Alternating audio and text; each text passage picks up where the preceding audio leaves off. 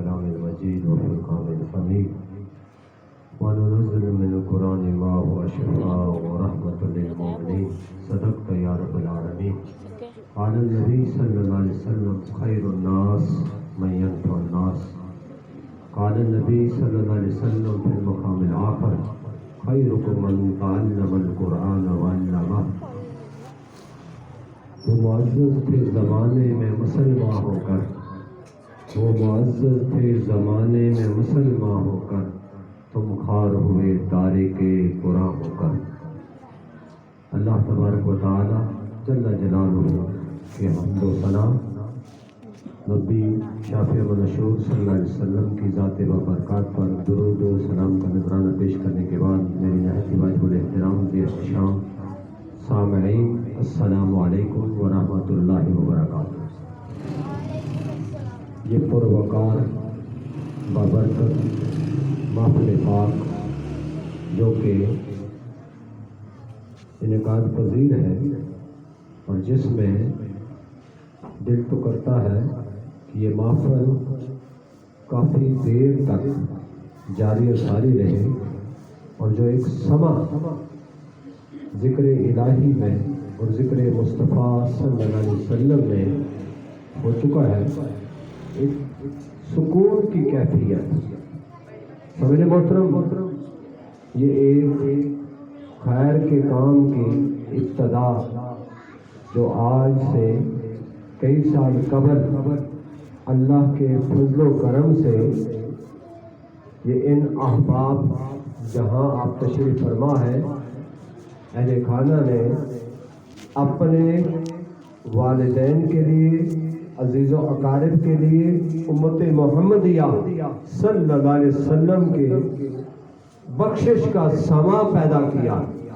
حقیقت یہ ہے کہ جہاں قرآن پڑھا جائے وہاں اللہ کی رحمت برستی ہے. یہ اللہ کا قرآن کہتا ہے. یعنی اس کا مطلب یہ ہے کہ ہم یہ چاہتے ہیں کہ اہل خانہ پر اور اہل خانہ کے جو لوگ دنیا سے چلیں گے اللہ کریم ان کی قبروں پر کروڑوں رحمت نازل فرمائے، اور یہ اللہ کے قرآن کی برکت ہے. اور جہاں تک ان احباب کا جو یہ پورا خاندان ان بچوں کی آبیاری کر رہا ہے، ابھی میں دیکھ رہا تھا کہ وہ بچہ جس کو ناظرہ قرآن یہاں پڑھایا اور اس کے بعد اس بچے نے اسی قرآن کو سینے میں سمایا اور پھر اس قرآن کو پڑھنے کے لیے ترتیل کے ساتھ اور تجوید کے ساتھ وہ آگے رواں دواں ہے. اللہ کریم اس کو تناور درخت بنائے اور وہ عالم دین بن جائے. میں دیکھ رہا ہوں کل وہ بچہ جہاں جہاں قرآن پڑھائے گا، حدیث مبارکہ میں آتا ہے الدال الی الخیر کفاعلہ، نیکی کی طرف بلانے والا نیکی کرنے والے کی طرح ہے. اس کی ابتدا یہاں سے ہوئی ہے.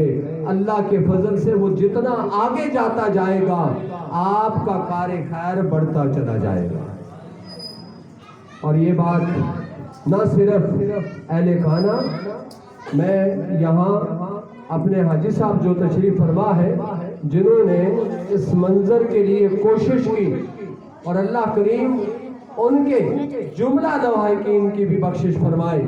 جو اس کار خیر میں اچھائی کے کام میں حصہ لیتا ہے، اللہ کا وعدہ ہے کہ دنیا میں بھی اس کا اجر ہے اور آخرت میں بھی اس کا اجر ہے.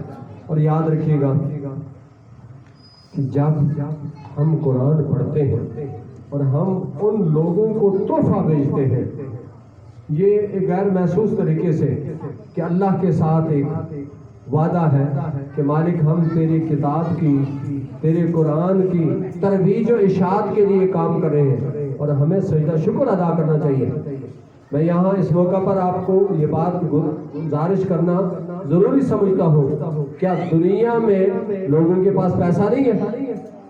آپ ذرا دیکھیں تو صحیح، بڑے بڑے کاروباری لوگ جن کو حساب و کتاب ہی نہیں، سینکڑوں کی تعداد میں ملازمین ہیں اور بینک اکاؤنٹ بینک بیلنس بھرے ہوئے ہیں، لیکن خوش قسمتی ہے آپ لوگوں کی کہ آپ کا مال اللہ نے اپنی قرآن کی ترویج اور اشاعت کے لیے منظور کر لیا ہے. یہ خوش قسمتی ہے. یہ ہر ایک کو نصیب نہیں ہے کہ یہ رسول اللہ صلی اللہ علیہ وسلم کی امت جو کل ہمارے جانے کے بعد اپنی آنے والی نسل کی آبیاری کریں گے، نمازیں پڑھیں گے، ذکر و اذکار کریں گے. یہ ایسا صدقہ جاریہ ہے جس کا ذکر آقا کریم علیہ السلام نے فرمایا کہ جب دنیا سے کوئی شخص چلا جاتا ہے اس کے نامہ اعمال ختم ہو جاتے ہیں، مگر ایسا شخص جس نے صالح اولاد چھوڑی وہ اس کے لیے صدقہ جاریہ کر دے، اس کے نامہ اعمال میں قیامت تک اجر و ثواب لکھا جاتا ہے. یہ میں نہیں کہہ رہا، یہ آقا کریم علیہ السلام کا فرمان ہے.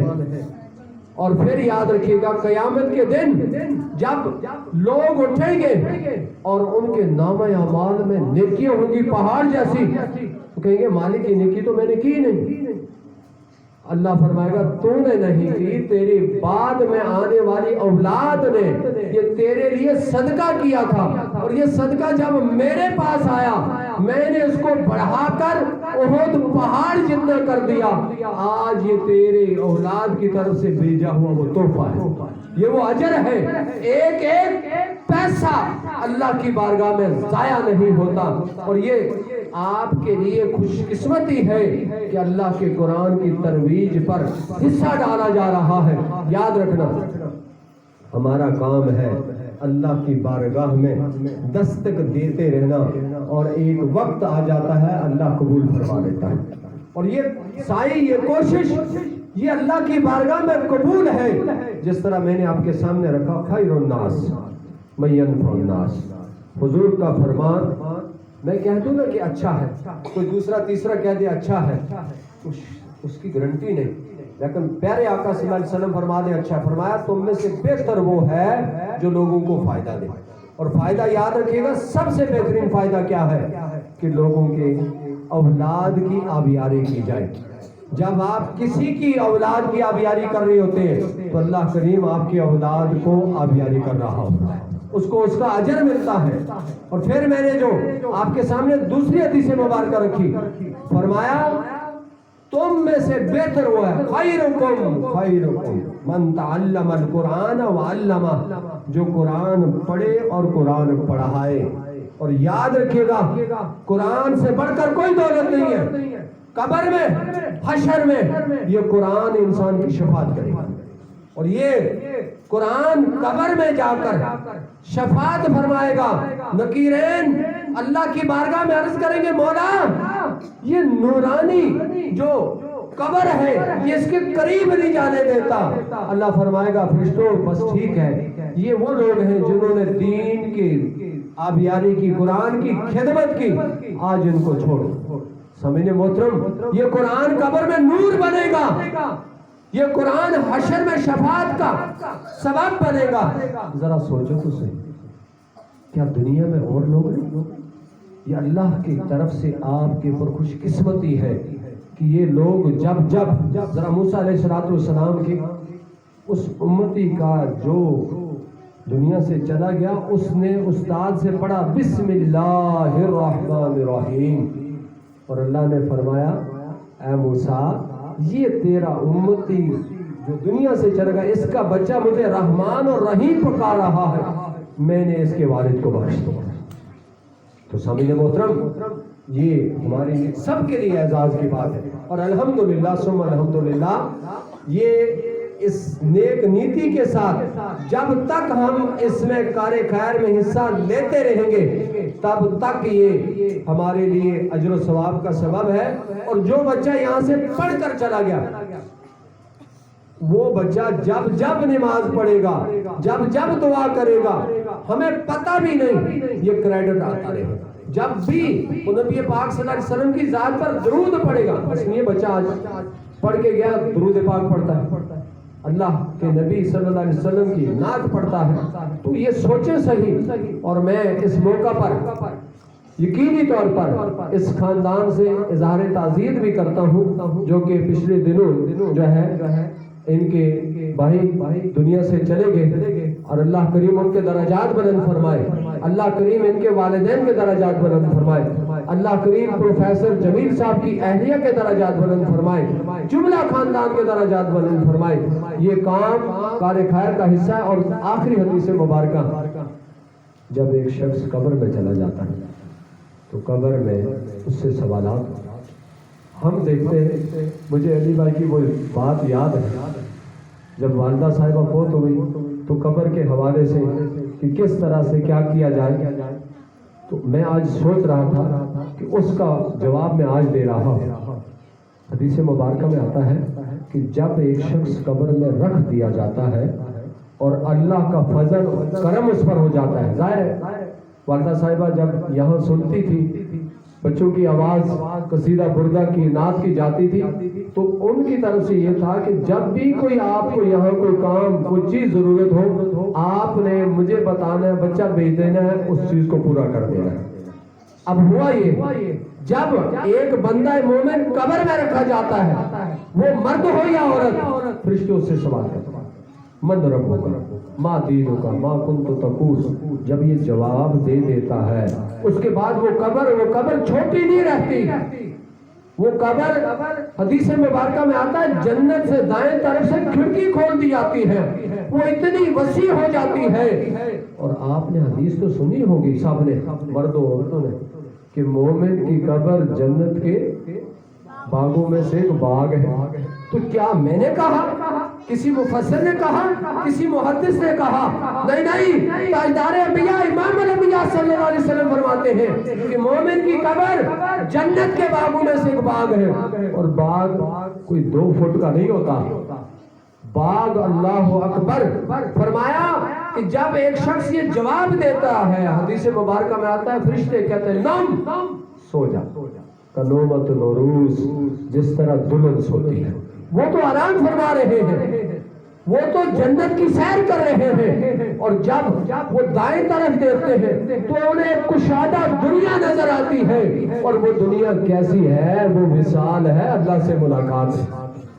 اللہ نے ان کو اپنی رحمت میں لیا ہے، خوش قسمتی ہے۔ اللہ کرے کہ ہم قرآن پڑھتے پڑھاتے چلے جائیں اور اس کے بعد اس حدیث کا مصداق بن جائے کہ مومن کی قبر جنت کے باغوں میں سے ایک باغ ہے۔ تو سامعین محترم، مرد و زن، اصل ڈیوٹی اب شروع ہے۔ جن بچوں نے قرآن پڑھا، جو یہاں سے پڑھ کے گئے، صبح والدین کی ذمہ داری ہے وہ اٹھے اپنے بچوں سے قرآن سنے۔ آج وہ فتنے کا دور آ چکا ہے کہ جب ہماری نوجوان نسل، ہماری یوتھ، ہماری جنریشن اور کاموں کی طرف جا رہی ہے، گانا بجانا اور مختلف طرح سے یہی بچے، میں دیکھ رہا تھا ابھی بچے، جن بچوں نے ہم سے پڑھا وہ بچے باہر کھڑے سن رہے تھے، اور الحمدللہ ثم الحمدللہ وہ بچے آج بھی جھک کر ملتے ہیں۔ یہ دین کا صدقہ ہے کہ قرآن پڑھنے والا، پڑھانے والا جب بھی ملے گا آپ کو عزت کی نگاہ سے دیکھے گا۔ اور یہ ہم کسی کے لیے نہیں پڑھاتے، میں حدیث مبارکہ عرض کر دوں، الحب للہ والبغض للہ، میں یہ خاندان کی نمائندگی کرتے ہوئے ہم اللہ کی رضا کے لیے پڑھاتے ہیں، ہم کسی سے کچھ نہیں مانگتے، ہمیں کوئی داد نہیں چاہیے، ہمیں صرف اللہ کا کرم چاہیے، رسول اللہ کی رحمت چاہیے، بس۔ ہم نے یہ کام خلوص پر شروع کیا ہے، اور انشاءاللہ جب تک اللہ کو منظور ہوا، جب تک زندگی ہے، یہ کام جاری و ساری رہے گا۔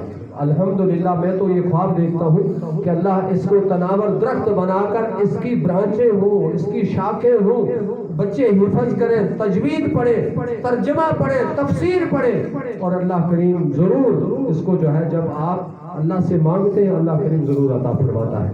تو اللہ کریم اس خاندان کی تمام مشکلیں آسان فرمائے، جو جمیل صاحب کی صحت کے لیے دعا فرمائے، اہل خانہ کی جو مشکلیں، جو نیک مرادیں ہیں اللہ کریم سب پوری فرمائے۔ اب اختتام کی طرف ہے، اللہ تعالیٰ ہم سب کا حامی و ناصر ہو، وما علینا الا البلاغ۔